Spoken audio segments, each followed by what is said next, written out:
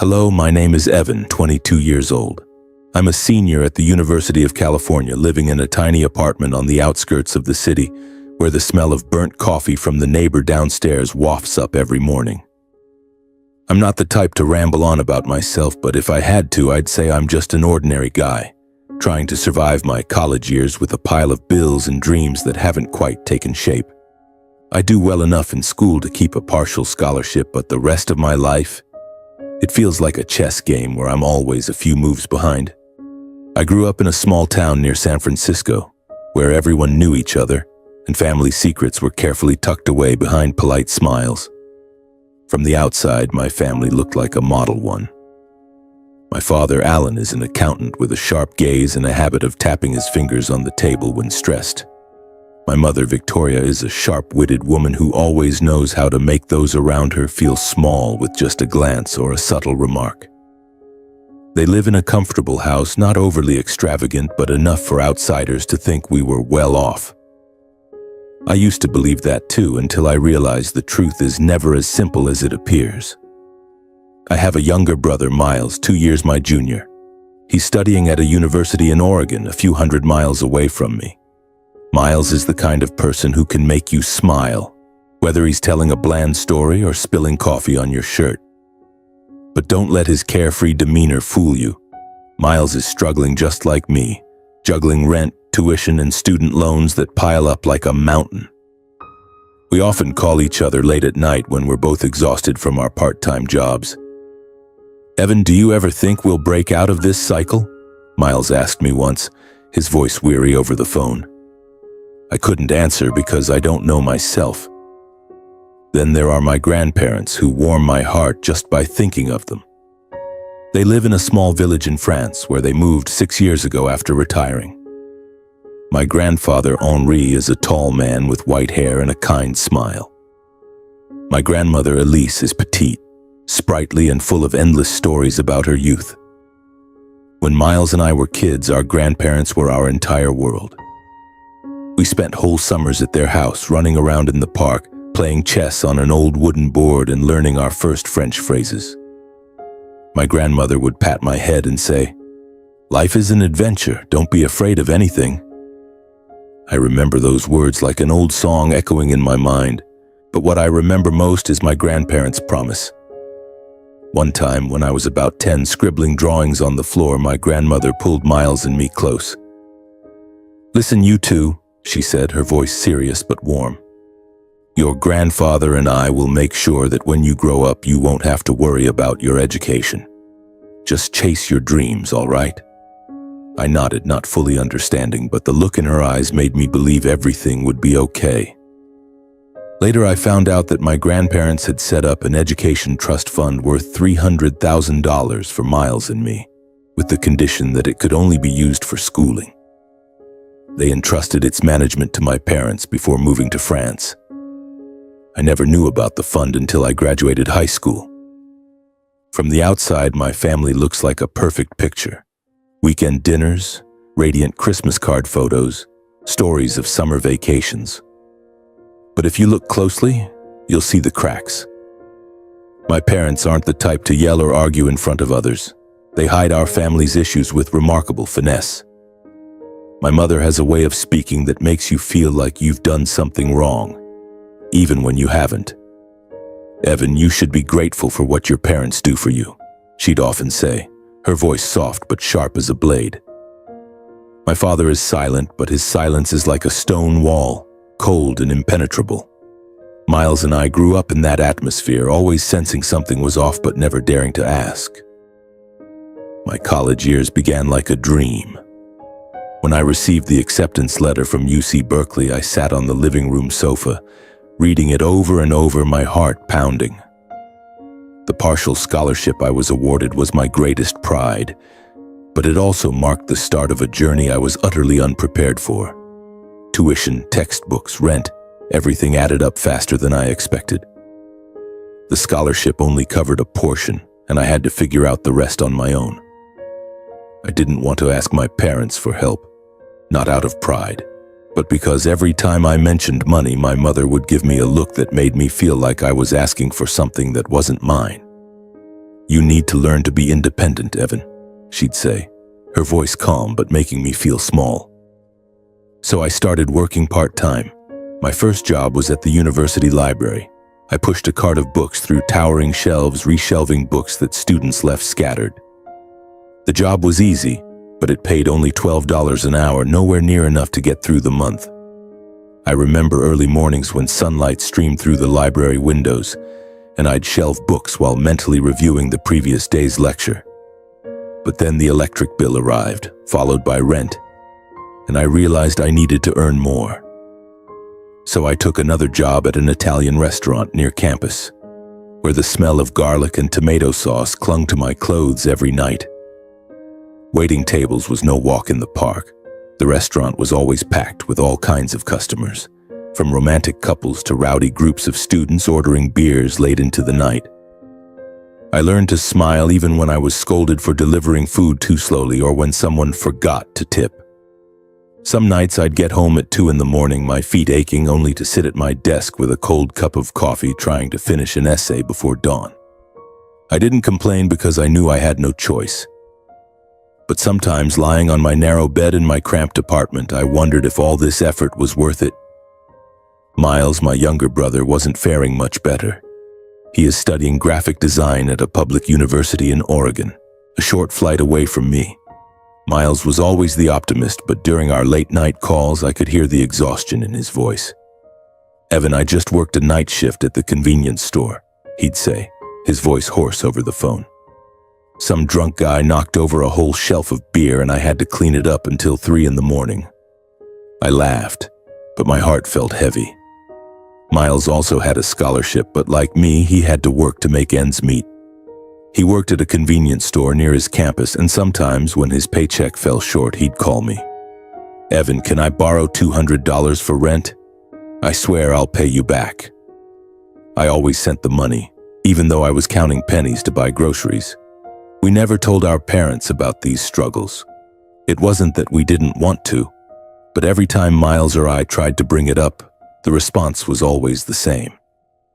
"You have to take care of yourself, don't rely on anyone," my father would say, not looking up from his newspaper. My mother was sharper. "Do you think your parents can give you everything? Life doesn't work that way." I didn't understand why they said these things. I knew we weren't rich, but my parents lived in a nice house, drove new cars, and my mother always had expensive handbags. I thought at the very least they could help a little. But every time I considered asking, my mother's look silenced me. Once I mustered the courage to ask her about the education fund my grandparents had mentioned. It was a summer evening when I was home for a visit. We were having dinner and I tried to bring it up as casually as possible. "Mom, I remember Grandma and Grandpa saying something about a fund for me and Miles' education. Do you know anything about that?" The air in the room suddenly grew heavy. My father stopped chewing and looked at my mother. She set her fork down and smiled, but it was a smile as cold as ice. "Evan, your grandparents are old. Their memories aren't what they used to be. Don't bother them with such things. You should focus on studying and working, not dreaming about money." My face burned, as if I'd been slapped. I didn't ask again, but her words haunted me. Something felt wrong, but I didn't dare dig deeper. The college years passed in a whirlwind of exhaustion and hope. I worked hard to keep my grades up, not just for the scholarship, but to prove to myself that I could do it. I dreamed of a day when, after graduation, I'd land a good job, pay off my debts, and maybe even help Miles. But reality was far harsher. Some months I had to choose between buying textbooks or paying the electric bill. Some nights I ate instant noodles for 3 days straight because my wallet held only a few coins. I didn't share these struggles with anyone, not even Miles, because I didn't want him to worry. But sometimes when he called to tell me he'd worked an extra shift to buy new shoes because his old ones were falling apart, a silent anger welled up inside me. Anger at whom? I wasn't sure. Maybe my parents, maybe myself, for not being strong enough to change things. One of my clearest memories is of a freezing winter night, standing in the Italian restaurant, balancing a tray full of wine glasses. The place was packed, and I'd been running back and forth for 4 hours straight. A customer, a middle-aged man in a suit, called me over to complain that his steak was cold. I apologized, took the plate to be reheated, but when I returned, he was still dissatisfied. "What kind of service is this?" he barked in front of his table of friends. I could only bow my head, smile, and apologize again. When I got back to the kitchen, my hands were shaking, not from anger, but because I felt so pathetically small. That night, when I got home, I sat in the dark and wondered if this was all I was capable of. Miles had similar stories. Once he told me about getting chewed out by his convenience store manager for messing up an order. "Evan, I just want to quit my job and drop out," he said, his voice nearly breaking. I wanted to fly to Oregon right then, hug him, and tell him everything would be okay. But all I could do was sit on the other end of the line, trying to offer words of comfort. I didn't fully believe myself. "Keep going, Miles.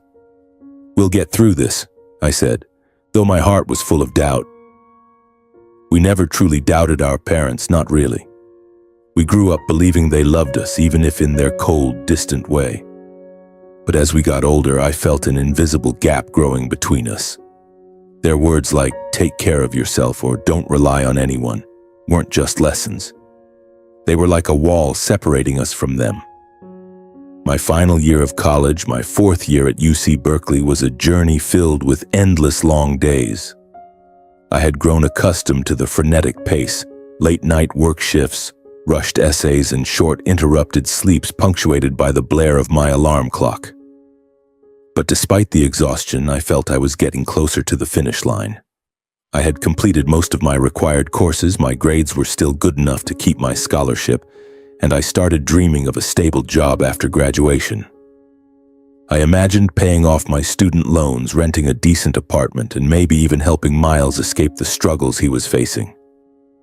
But life, as I had learned, rarely goes according to plan. Miles, now in his 2nd year in Oregon, was no longer the carefree younger brother I once knew. During our late-night calls, I noticed his voice growing heavier, as if each word carried a weight. "Evan, I'm not sure I can keep going," he said one freezing winter night as I sat in my small apartment clutching a cup of cold tea. I paused, set the cup down, and felt a chill run down my spine. "What do you mean, Miles? What's wrong?" I asked, trying to keep my voice steady. He was silent for a moment, then sighed. "School, work, money, and it's all crushing me. I'm working 5 shifts a week at the convenience store, and it's still not enough. I don't know how I'm going to pay for next semester's tuition. I'm thinking about dropping out." His words hit me like a punch to the chest. I couldn't believe it. Miles, my little brother who always smiled through tough times, was talking about giving up on his dreams. "Miles, don't say that," I replied, my voice trembling. "You're just tired. We'll figure something out. I'll help you." But Miles only let out a hollow laugh, an empty sound. "Help how, Evan? You're struggling just as much as I am, don't you see? We keep running, but we're not getting anywhere." I wanted to argue, to tell him everything would be okay, but I couldn't find words convincing enough, because I was caught in the same cycle, working, studying, paying off debts, and hoping that one day things would get easier. In the weeks that followed, I tried to check in with Miles more often. I sent him some money from my meager savings, even though it meant cutting my own expenses to the bare minimum. I called, texted, and tried to encourage him. "Miles, you're so smart, you just need to push through a little longer," I said during one call, trying to instill in him the hope I was struggling to hold on to myself. But each time we talked, I could hear the exhaustion in his voice. He spoke of nights when he slept only 3 hours because he had to finish assignments after work, of being berated by his convenience store manager for dozing off, of standing in front of the mirror and questioning what he was doing with his life. One evening, after coming home from work, my phone buzzed. It was Miles. I picked up, hoping to hear a spark of energy in his voice, but it was eerily calm. "Evan, I've made up my mind. I'm dropping out. I can't do this anymore." My heart stopped. "Miles, you can't do that," I nearly shouted. "You're only in your 2nd year. If you quit now, you'll regret it for the rest of your life." But Miles cut me off, his voice strangely composed. Evan, I've thought it through. I don't want to live like this anymore. I'll find a full-time job, pay off my debts, and, I don't know, maybe start over later. I tried to convince him, practically begging. I told him about the hardships I'd overcome, how I'd wanted to give up too, but kept going. Miles, I know it's tough, but if you drop out now, you'll lose everything you've worked for. But Miles just stayed silent, then said, Evan, I'm tired. I'm not as strong as you. The call ended and I sat there, staring at the dark phone screen, feeling like I'd lost a part of myself. The days that followed were a blur. In class, I stared at the professor lecturing while my mind wandered. At the restaurant, I dropped glasses, forgot orders, and got scolded by the manager. My thoughts were consumed with Miles.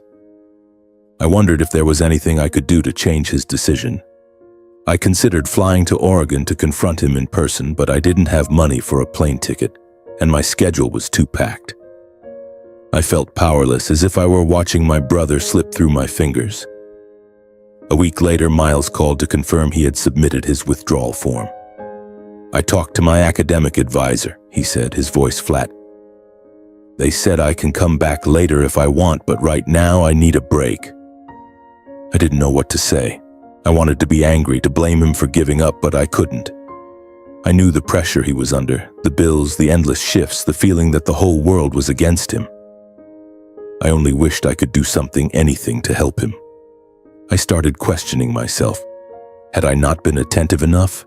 Had I been so focused on my own life that I didn't notice Miles slipping away? I replayed the times he'd called, his voice heavy with exhaustion, and how I'd responded with empty encouragements. Keep going, Miles. It'll be okay. Those words now echoed in my head like an accusation. I wondered if there was something bigger, something deeper pushing Miles to this decision. Had our parents, with their cold words, made him feel unworthy of his dreams? I decided to call my mother, though I knew it might not change anything. Mom, Miles is planning to drop out, I said, trying to keep my voice calm. He's exhausted. Can you help him? I hoped even just a little that she'd offer financial support or at least talk to him, but she only sighed over the phone. Miles is grown. He has to take responsibility for his choices. We can't keep taking care of you forever. My blood boiled. Mom, he's only 20. He's struggling to pay tuition. How can you say that? But she cut me off, her voice icy. Don't blame us. If Miles isn't strong enough, that's his problem. I hung up, my hands shaking with anger. That night, I lay in bed staring at the stained ceiling, trying to find a way out. I thought about my grandparents, about their promise that we wouldn't have to worry about education. I wondered where that education fund they'd mentioned was now. Had they forgotten? Or had they only said it to encourage us? A mix of doubt began to creep into my heart. Had my grandparents truly forgotten?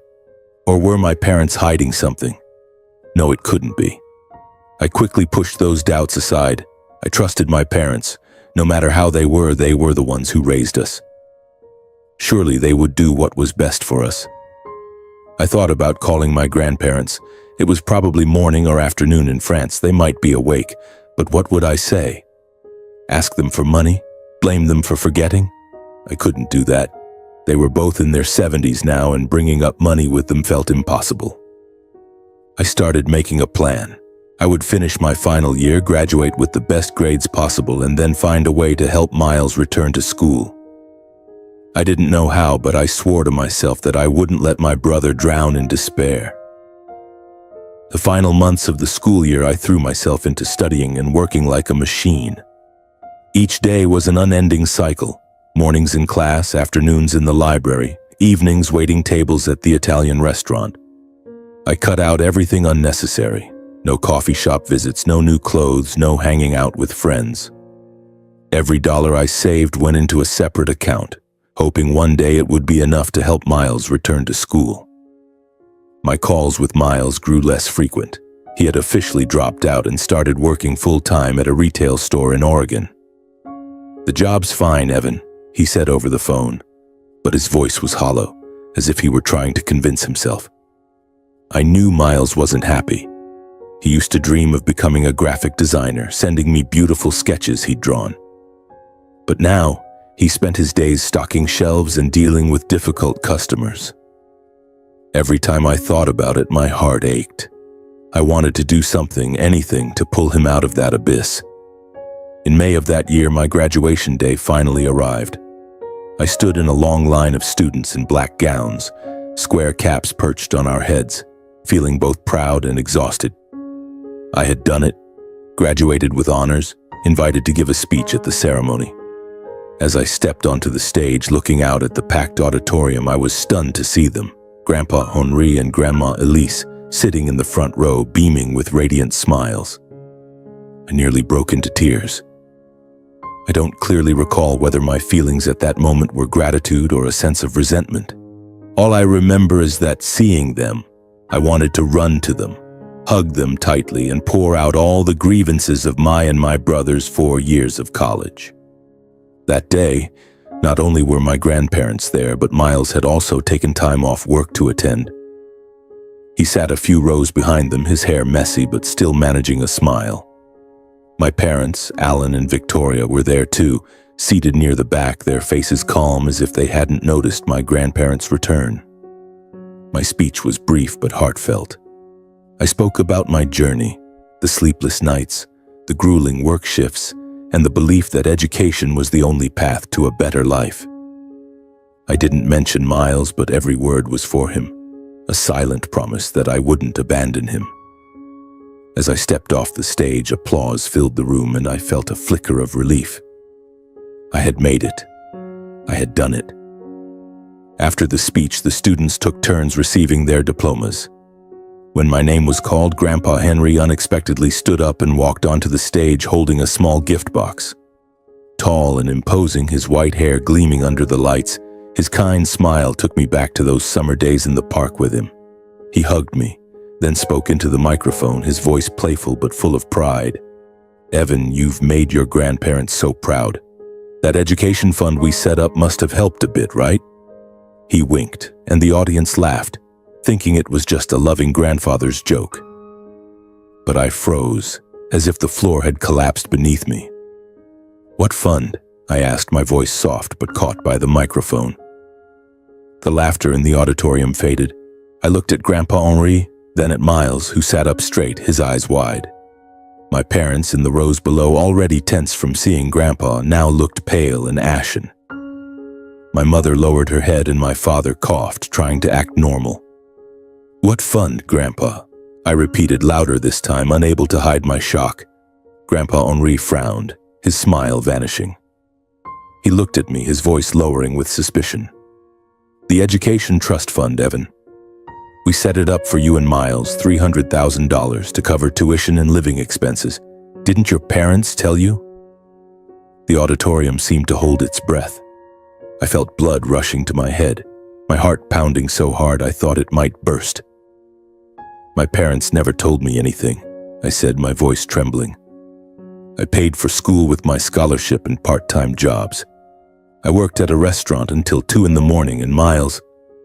I stopped, looking at my brother, seeing him bow his head, his shoulders shaking.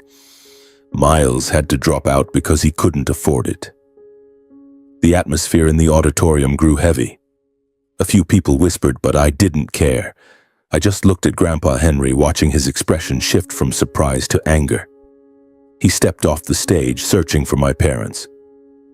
Then he marched straight to them, his voice sharp and cold. "Alan, Victoria, explain yourselves. Where's the trust fund money? Where's the money for my grandchildren?" My father stood, trying to stay calm. "Dad, it's not what you think.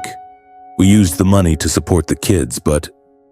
He faltered, unable to find convincing words. My mother cut in, her voice urgent. "Dad, don't make a scene here. Can we talk about this at home?" She looked at Grandpa Henri, then at me, her eyes almost pleading. But he didn't budge. "No," he said, his voice firm. "I want the truth right now. What did you do with that money?" My mother opened her mouth but said nothing. My father lowered his head, silent, as if admitting there was no explanation that could salvage the situation. The auditorium began to buzz with curious glances directed at my family. My face burned, not from embarrassment, but from a rising tide of anger. But I knew if this continued here in front of hundreds of students and their families, the graduation ceremony would turn into an unwanted spectacle. Grandpa Henri seemed to realize this too. He took a deep breath, his eyes still icy, but he nodded at my mother. "Fine," he said, his voice low but commanding. "We'll talk outside. I don't want to ruin Evan's day." Grandma Elise and Miles stood up and followed Grandpa outside. My parents quietly trailed behind, avoiding everyone's eyes. I stood there, clutching my diploma, feeling as if the world had just crumbled. The applause resumed as another student went up to receive their diploma, but I heard nothing. I just wanted to run after my family to understand what was happening. After completing the diploma ceremony, I quickly left the stage, practically running through the rows of seats to get outside. The university had organized an outdoor reception to celebrate the graduation. The atmosphere was festive and vibrant, tables draped in white cloths, trays of fragrant food, and jazz music playing from a small band. Students and their families laughed, hugged, took photos, and raised glasses in celebration. Red and yellow balloons floated overhead, and sunlight made everything sparkle like a perfect painting. But to me, it was all a blurry backdrop, starkly contrasting the storm raging in my heart. I found my grandparents and Miles standing in a secluded corner near a row of trees far from the noisy crowd. Grandpa Henri was saying something, his voice low and intense, gesturing sharply as if emphasizing each word. Grandma Elise stood beside him, one arm around Miles, her eyes red and teary. Miles kept his head down, his shoulders trembling as if holding back his emotions. I looked around but didn't see my parents. "Grandpa, Grandma, Miles," I called, hurrying toward them. "Where are Mom and Dad?" Grandma Elise turned to me, her eyes a mix of anger and pain. "They left early," she said, her voice choked. "They're probably ashamed, Evan. They didn't want to face us." Grandpa Henri snorted, his gaze still icy. "Ashamed?" he repeated, his voice dripping with sarcasm. "They should be. But running away like this solves nothing." I stood there, feeling the ground shift beneath me. "What did they say before they left, Grandpa?" I asked, my voice trembling. He shook his head, just that they'd explain later that it was a misunderstanding. "But I don't believe them." He paused, looking at me and Miles. "Tell us, you two. Everything." I took a deep breath, trying to organize the chaos in my mind. Then I told them about the grueling college years, the exhausting work shifts, the nights I survived on instant noodles because I couldn't afford food. I talked about Miles, how he had to drop out due to financial pressure, how he called me, his voice heavy with exhaustion and despair. Miles stood beside me, silent, but I saw him clench his fists as if each word I spoke reopened a wound. Grandma Elise hugged Miles tighter, tears streaming down her cheeks. "Oh, my dear grandchildren," she whispered. "Why didn't you tell us? Why did you let things go this far?" Miles finally spoke, his voice hoarse. "I didn't want to bother you. Mom said you were old, that we shouldn't ask about money. I thought I had to handle it myself." My heart sank hearing those words. They were the same ones Mom had said to me, the words that kept me silent all those years. Grandpa Henri slammed his fist on a nearby table, startling a few people nearby. "Enough," he said, his voice full of fury. "We trusted our children, thought they'd do right by you. Turns out we were wrong." He turned to me, his eyes softening but still resolute. "Evan, Miles, we'll get to the bottom of this. We won't let you be shortchanged." I nodded, unsure what to say. I looked around, seeing my classmates laughing, taking photos, enjoying the moment I had worked so hard for. I wanted to join in, to feel the joy I'd earned. But I couldn't. The truth had just shattered like an irreparable crack, and I knew my family would never be the same. Grandma Elise wiped her tears and took my and Miles's hands. "Today is your day, Evan," she said, her voice trying to sound cheerful. "Let's stay here and celebrate you. Don't let this ruin your special day." I looked at her, then at Miles, who gave a small nod. "Okay, Grandma," I said, though my heart was still heavy. We walked to a table, grabbed some plates of food and glasses of juice, trying to blend into the lively atmosphere. Grandpa Henry told a few amusing stories from France, trying to make us laugh. But I knew he was masking his anger. Miles tried to join in, talking about photos he took at the party, but his voice remained somber. As the reception wound down, the four of us got into my grandparents' rental car heading toward my parents' house. No one spoke for the first few minutes, only the steady hum of the engine and Grandma Elise's soft sighs. I sat next to Miles in the back, sensing his tension. "Evan," he whispered, "this is real, isn't it? They really took our money?" I squeezed his hand and nodded. "I don't know for sure, Miles, but I promise we'll find out." Grandpa Henri from the driver's seat turned to look at us. "Evan, Miles," he said, his voice low but steady. "We won't let this slide. We need answers, and we'll make sure you get justice." Grandma Elise nodded, still holding Miles' hand tightly. "We promised to take care of you, and we failed. But from now on, things will be different." The car rolled through the darkness, city lights flashing past the windows. I stared outside, feeling a small flame ignite in my chest. The truth had come to light, and though it was painful, I knew this was the first step toward changing everything. For me, for Miles, and for the promise my grandparents had spent their lives keeping. After about 30 minutes of driving, we arrived at my parents' well-appointed house. I glanced at Miles beside me, seeing him clench his fists, his eyes filled with a mix of sadness and resolve. My grandparents stepped out of the car, Grandpa Henri leading with a determined stride, while Grandma Elise held my hand, as if trying to pass some strength to me. The air was so heavy it felt hard to breathe, as if the whole world was bracing for an explosion. As we entered the house, the savory aroma of food wafted from the kitchen. My mother, Victoria, had prepared a lavish dinner. The table set with a pristine white tablecloth, plates of roasted meat, salad, and an expensive bottle of wine she usually saved for special occasions. She stood at the kitchen door wearing an apron, forcing a strained smile. "You're all here?" she said, her voice attempting cheerfulness. "I've made dinner. Sit down. Let's talk calmly." My father stood behind her, tapping his fingers on the table, a familiar sign of his stress. But Grandpa Henry didn't return her smile. He marched straight into the living room, his eyes icy. "Calmly," he repeated, his voice low but seething with anger. "Victoria, how can there be calm when you and Alan betrayed our trust? When you stole the future of your own children?" Grandma Elise stood beside him, her eyes red, but she said nothing, only staring at my mother as if trying to fathom how a mother could do something so terrible to her children. My mother's face paled, her hands gripping the edge of the table. "It's not what you think," she said, her voice trembling. "We used the money to support the family, to keep things stable. Evan and Miles didn't lack anything." My father nodded, trying to chime in. "That's right, we paid for a lot. House, cars, essentials." But his voice trailed off under Grandpa Henry's piercing gaze. I couldn't take it anymore. I stepped forward, standing between my grandparents and my parents, feeling a storm raging inside me. "Support the family?" I said, louder than I intended. "Mom, Dad, I paid for college with my scholarship and worked myself to exhaustion.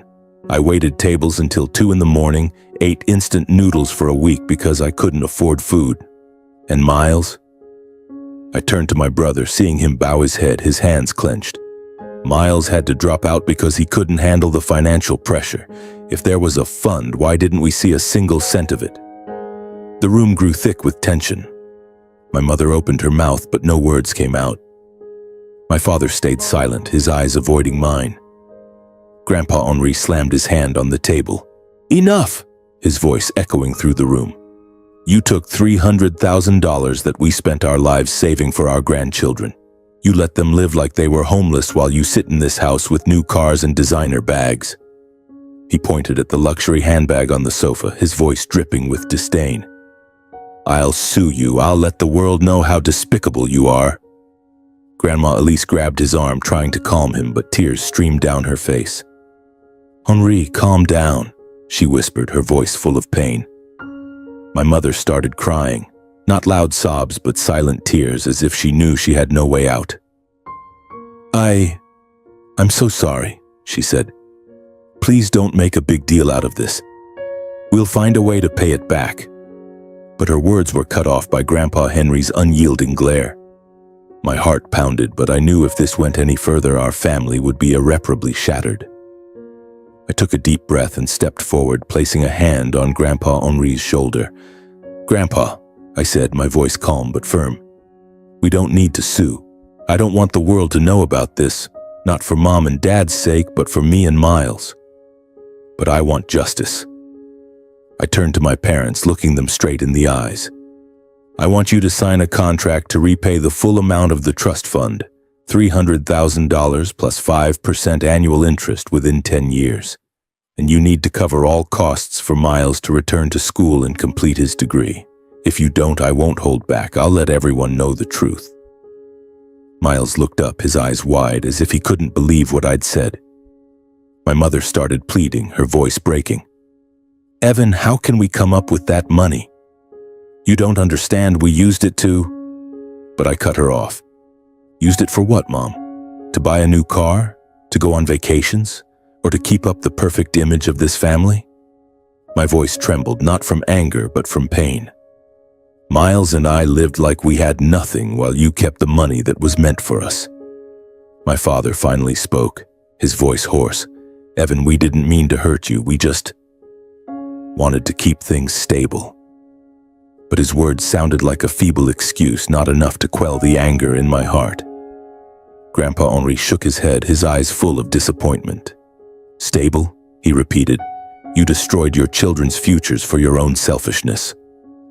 Grandma Elise stood, wiping her tears. "That's enough," she said, her voice resolute. "Henri and I don't want to stay here another minute. Evan, Miles, come with us." She turned to my parents, her gaze cold. "You two figure out how to repay the trust fund." Her words cut like a knife, making my mother sob aloud while my father stood motionless. We left the house without looking back at the lavish dinner on the table. Grandpa Henri took us to an upscale restaurant downtown, where warm golden lights and soft piano music filled the air. He ordered expensive dishes, steak, lobster, wine, as if trying to make up for our years of hardship. "Today is your day, Evan," he said, raising his glass. "And from now on, your grandparents will make sure you don't have to suffer anymore." I sat there with Miles and my grandparents, feeling a strange mix of pain and hope. Miles squeezed my hand under the table, whispering, "Thank you, Evan." I smiled, though my heart was still heavy. The truth had been laid bare, and though it was painful, I knew this was the first step toward reclaiming what was ours. The meal stretched late into the night, and as we left the restaurant, stepping out under a starry sky, I felt a small flame ignite within me, not of anger but of determination. I would not let Miles or myself have our futures stolen again. The days following graduation, my grandparents decided to stay in the U.S. for an extra week. They wanted to spend time with me and Miles to make up for the years we had to struggle on our own.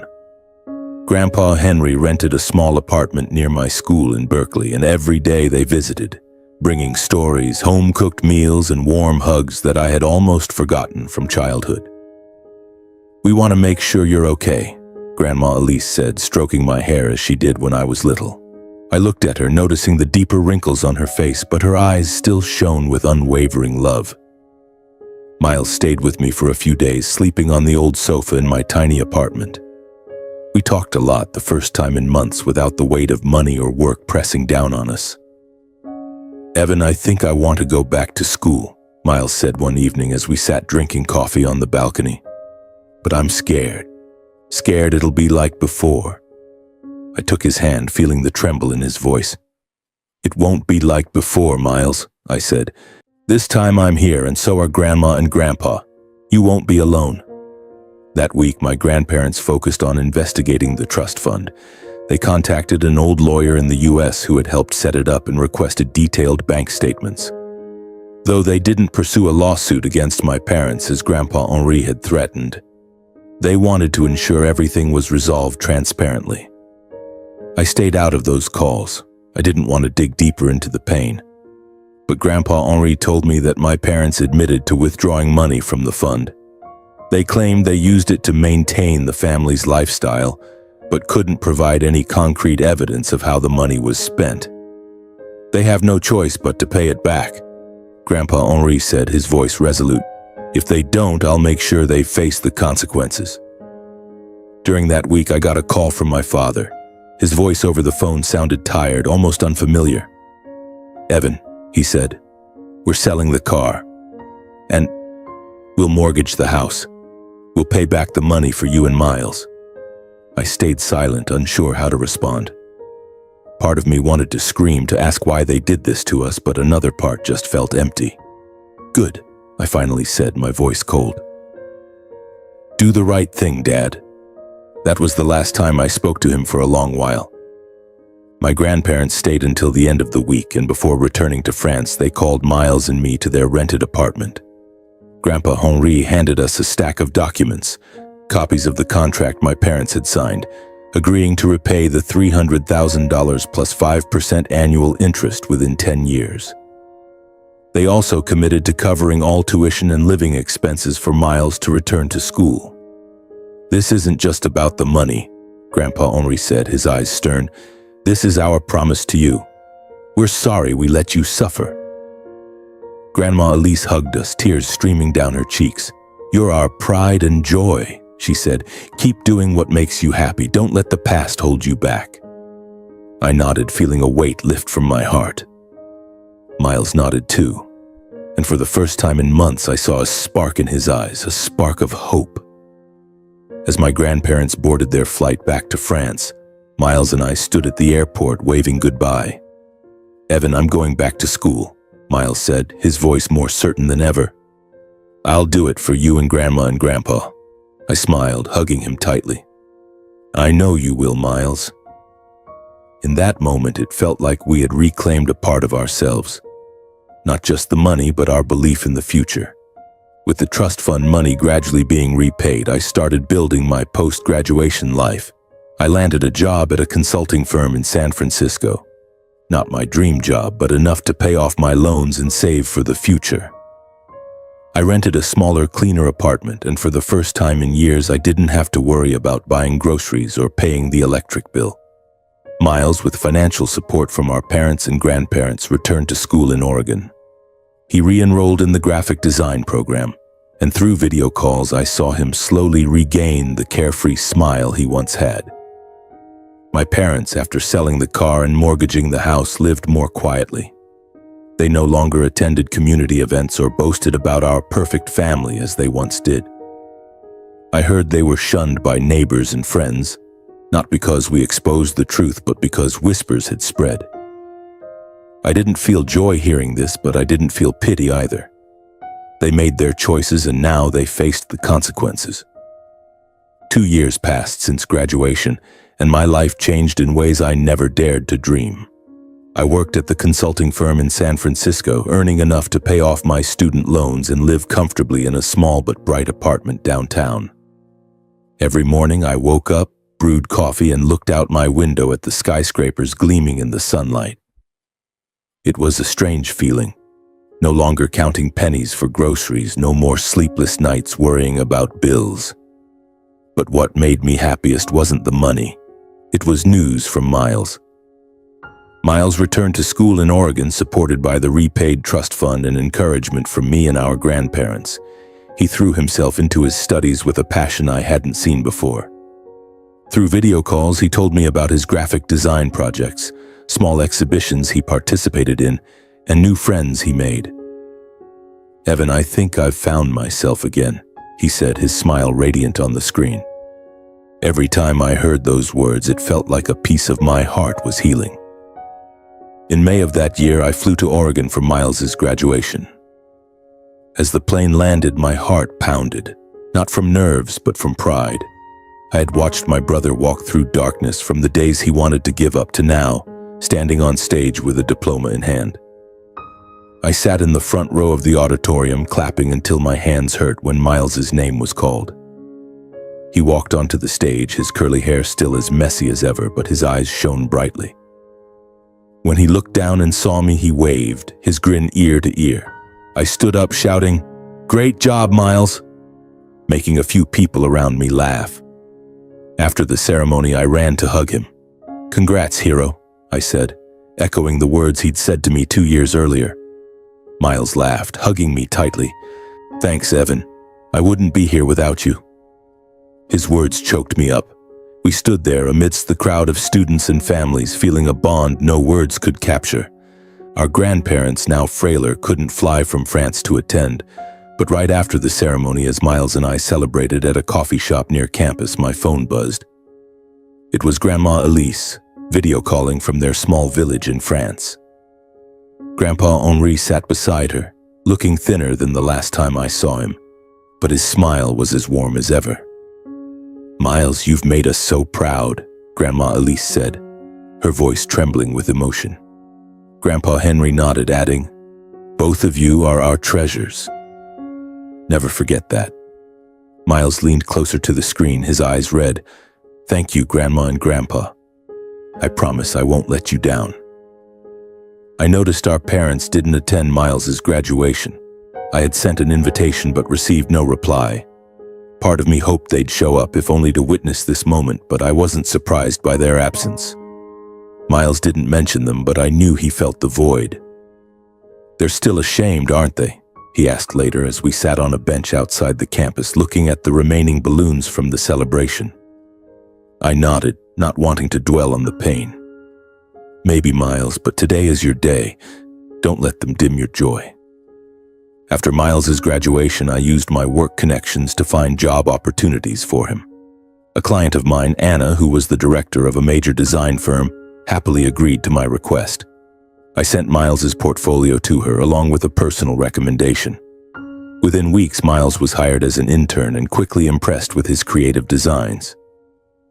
"Evan, I love this job," he told me over the phone, his voice brimming with excitement. "I feel like I'm living my dream." Hearing those words, I smiled, feeling that a part of our journey had been rewarded. 3 years later, Miles and I sat down to talk about the future. "Evan, I think we should do something," he said, his eyes sparkling. "Something meaningful." And so the idea for a charitable foundation was born. We called it the Henri and Elise Foundation, aimed at supporting struggling low-income students, especially those without family financial support. I reached out to nonprofit organizations, leveraging my work connections, while Miles designed the foundation's logo and website. Within months, the foundation gained support from numerous donors, from Berkeley alumni to local business people. The most surprising moment came when I received a letter from our parents. They included a sum of money with a note. "We know we can't undo our mistakes, but we want to contribute to your foundation. We hope you can forgive us." I read the letter, feeling a mix of pain and relief. I called Miles and read it to him. "I don't know if I can forgive them yet," he said, his voice heavy with sadness. "But I think I want to try." I nodded over the phone. "Me too, Miles." The Henri and Elise Foundation grew beyond our expectations. We awarded scholarships to dozens of students each year, hosted workshops on personal finance, and provided counseling for those facing financial abuse from family. Every time I saw a student receive a scholarship, I thought of Grandpa Henry, his promise, and I knew his legacy lived on through us. Looking back, I realized that the most painful thing in my life, my parents' betrayal, was also what made me strongest. My grandparents were the ones who truly cared for me and Miles, and I knew we would always have each other no matter what. If I could send a message to anyone reading this story, it would be this: never give up, even when you feel like you're fighting alone. There will be days when you want to quit, like Miles did, like I once considered. But find the people who believe in you, who will hold your hand in the dark. And if your family or anyone else is holding you back, remember that you deserve a better future. Don't be afraid to stand up and claim what's yours, because sometimes the truth, however painful, is the key to unlocking a new door. I stood on the balcony of my new apartment, looking down at San Francisco's glittering lights. Miles was in Oregon, building his own career. Our grandparents in France now called us regularly with love and encouragement. I smiled, taking a deep breath of the cool night air. It was ironic. The thing that hurt me most was what made me strongest. And on a day that seemed like an ending, I found a brighter new beginning.